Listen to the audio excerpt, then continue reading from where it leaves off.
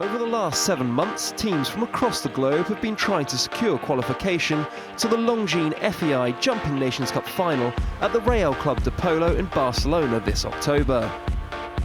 The season began in Wellington, Florida, on the east coast of the USA, with the first of 3 qualifying legs from the North and Central America and Caribbean division. Stanley Van Passion's young and spirited Mexican side took the 100 points for the win to get their qualifying campaign off to a great start. UAE's capital city, Abu Dhabi, was up next for a one-off qualifier for the Middle East division. And 4 nations, the UAE, Saudi Arabia, Jordan and Syria, were competing for only 2 qualification places. United Arab Emirates, for the 3rd consecutive year, win their place at the final, and Saudi Arabia also get their ticket for that final, the Longines FEI Jumping Nations Cup final in Barcelona. Back to the North and Central America and Caribbean division for the second leg in Coapexpan, Mexico. With only the 3 point-scoring nations taking part, it was the hosts who turned on the magic once again.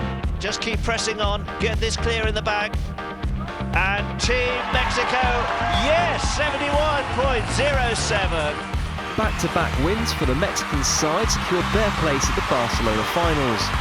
USA sat in second, with Canada in third. With only 1 leg left, the Canadians would need a miracle at their home show in Langley to try and secure qualification to the final. The series moved on to Le Ball on the west coast of France for the first leg of Europe Division 1. Over the course of 7 legs, 10 teams would battle it out for 7 qualifying places to the final in Barcelona. And it couldn't have been a closer competition in France. Heading into round 2, Belgium were tied with Switzerland on 4 penalties apiece. Just 1 to go. Can the world #1 clinch it for Switzerland? He does! What a superb round from one of the hugest geniuses on a horse. So Switzerland pipped reigning series champions Belgium by a single tie fault to take the 100 points for the win in the opening round of Europe Division 1.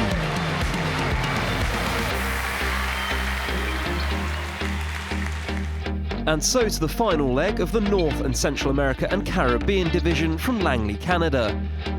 To qualify for the finals in Barcelona, Canada would need to win the competition and hope that the USA finish stone last out of the 5 teams competing. If she jumps this, Canada takes the win, and she's got it! Great job there, 77.66 the time. More importantly though, just that one single rail coming down. So Canada did all they could with a stellar performance to take the win, but it was not enough as the USA finished in 3rd place and secured their spot alongside Mexico at the Barcelona final. Leg 2 of Europe Division 1 came from the Swiss city of St. Gallen, and it was another cracker of a competition. After 2 rounds of jumping, France, Italy and Switzerland couldn't be separated, so a jump-off was needed to decide where the qualifying points would go. Watch that front bar. Yes, he's clear! He's clear. 44.09, France into the lead, 44.09 the time.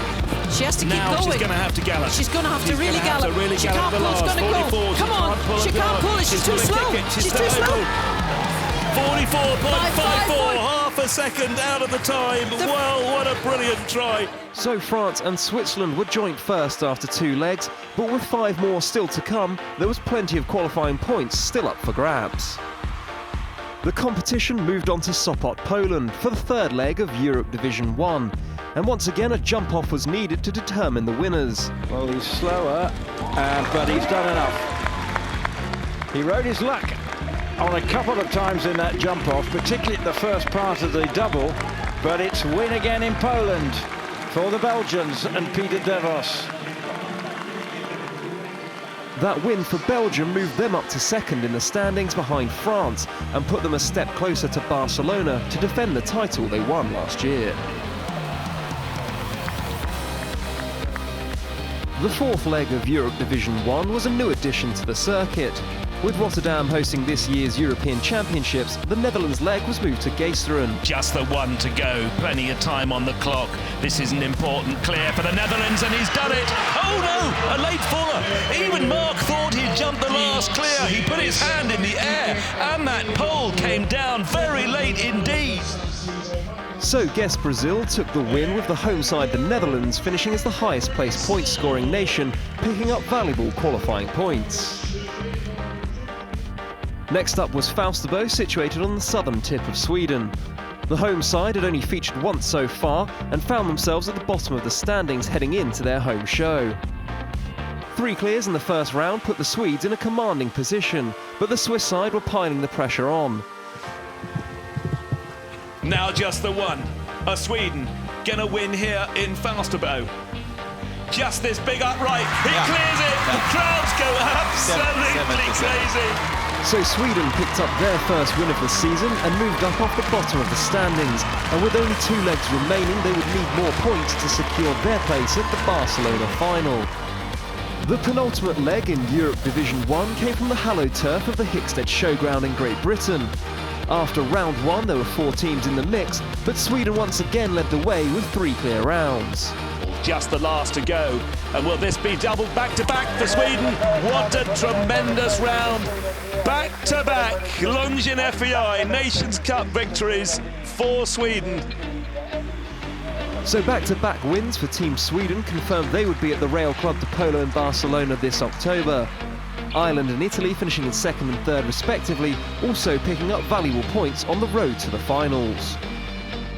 The same weekend saw the Greek capital Athens host the Europe Division 2 final.